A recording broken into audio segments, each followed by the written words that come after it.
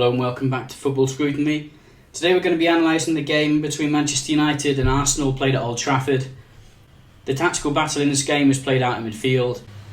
Unai Emery opted to play three in midfield for this game, a 4-3-3 with a back four of Kolasinac, Luis, Socrates and Chambers at right back, the surprise in midfield with Torreira, Xhaka and Guendouzi, and up front Pepe on the right wing, Saka, which was a surprise, on the left wing, and Aubameyang up front on his own.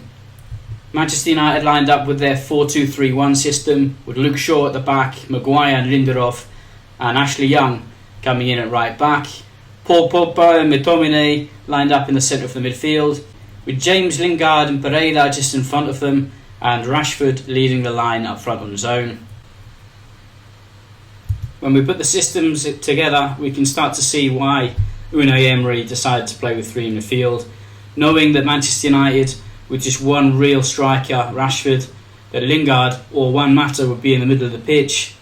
Therefore, he realised that there would be inferiority of numbers in the middle of the pitch.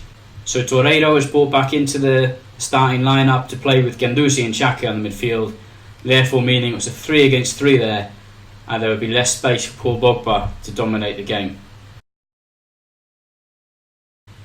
Here we're just highlighting where Manchester United were attacking from the midfield. Though we can see that on the left and the right side of the pitch there's a 2v2 situation, and we've already mentioned that in the middle of the pitch there was a 3 against 3 with Pogba and Torreira, Xhaka and Lingard and McTominay and Guendouzi all lining up against each other with no real obvious superiority in numbers for either team. Therefore, the centre-backs of Manchester United quite often found themselves with difficulty passing into McTominay, Lingard or Pogba, and therefore they had to look for other solutions. Knowing there's 2 against 2 on each wing, what they tried to do was move Torreira inside and therefore bring Kolasinac inside with him, therefore leaving a 1 against 1 on the wings. Then Ashley Young would move up further forward, creating space for Lindelof to move into. Lindelof or Maguire on the opposite side would move into these spaces, therefore creating a 2 against 1 on the wing, and McTominay would draw back into the centre-half position to prevent any counter-attacks. Arsenal, though, they didn't just rest on this and accept it. Of course, Guendouzi left McTominay and moved into the side of the pitch to create a 2 against 2. Okay, so here's the example. Here we're just highlighting Maguire, Lindelof and Paul Pogba and McTominay there in midfield. And now the midfield 3 from Arsenal, and we can see Aubameyang there in the middle as well. Lindelof has got plenty of space to move into. It's difficult for them to pass the ball into midfield. So as I pointed out, he dribbles down into the wing. McTominay then moves out into the space which Lindelof has just left. So Lindelof's trying to create a 2 against 1 situation on the right hand side. Guendouzi is going to come across to try and prevent him, and here we can see Kolasinac is inside with Torreira and Saka is there against Young. So if Guendouzi doesn't move across, it's 2 against 1 situation here. So Guendouzi moves out from this position into here, therefore creating a 2 against 2 and not leaving the youngster on his own in a 2 against 1 situation on the wing. The problem with this is that Lindelof now is out of position, so when they lose possession and Arsenal try and break out quickly, their centre-back is out of position. So by the time the ball comes out into Aubameyang on the wing, Saka's already got forward, he's ahead of Lindelof. Maguire has to come out to try and prevent Saka receiving that ball in behind McTominay, and McTominay is going to come out to Aubameyang.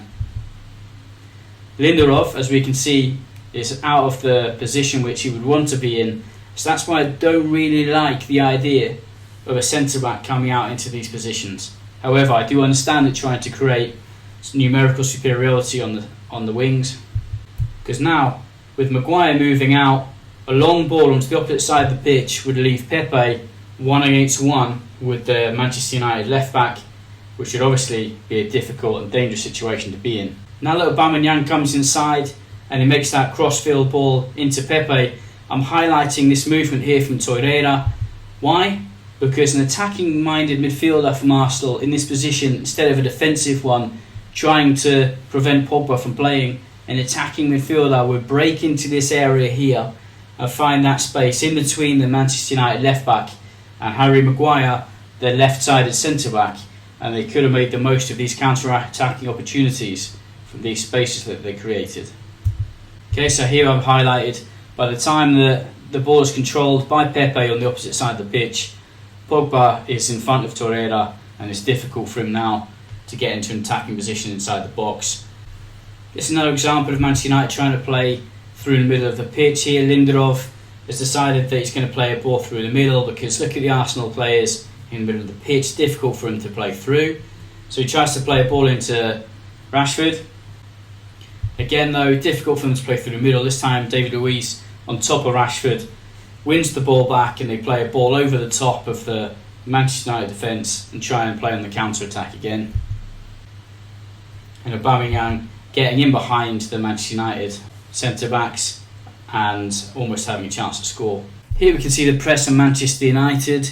Ball with Lino, Sokratis and Luis inside the area. Xhaka providing a diamond with Lingard and Rashford on the edge of the box, trying to prevent them from playing out. If we just take notice of James, he's closer to Chambers than Torreira is to Kolasinac. That's because Manchester United want Arsenal to play down the left, so that when the ball is played into Luis, Ashley Young jumps really far onto Kolasinac. Lindelof would then take care of Saka, and James would move inside, trying to prevent passes going back to Sokratis, and also to Pereira and Chambers on the opposite side. Let's take a look at that. Okay, so the Manchester United pressing. Here, Arsenal line up with their two centre-backs inside the area and their defensive midfielder dropping in between the two centre-forwards of Manchester United, Jesse Lingard and Rashford. Just the two required there, and I've put Pereira just inside so that you can see. So they're leaving the left-hand side of the pitch a little bit more free for Arsenal to think that they can play out from there. This looks like a pressing trap to me. Lino didn't like it and decided to play long. This is another example of a press from Manchester United.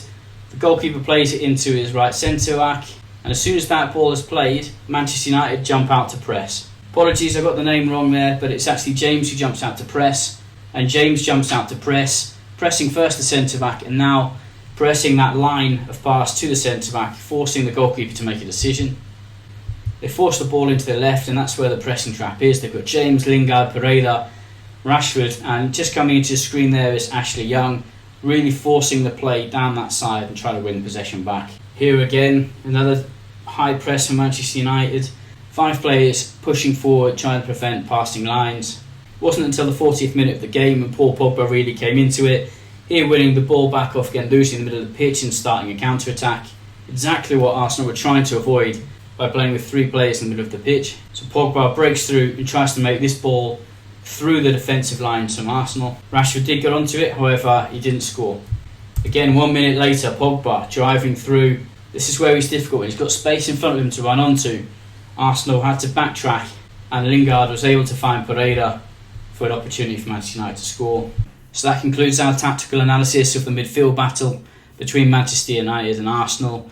The 4-3-3 meant that Arsenal could withhold Manchester United's midfielders. However, they found it difficult to get forward and support the attackers, and possibly if they'd have played more attacking plays in the midfield, they could have created far more chances against the Manchester United side who have been struggling recently. If you like this video, don't forget to subscribe and turn on those post notifications so you'll see all of our upcoming analysis. Thank you very much.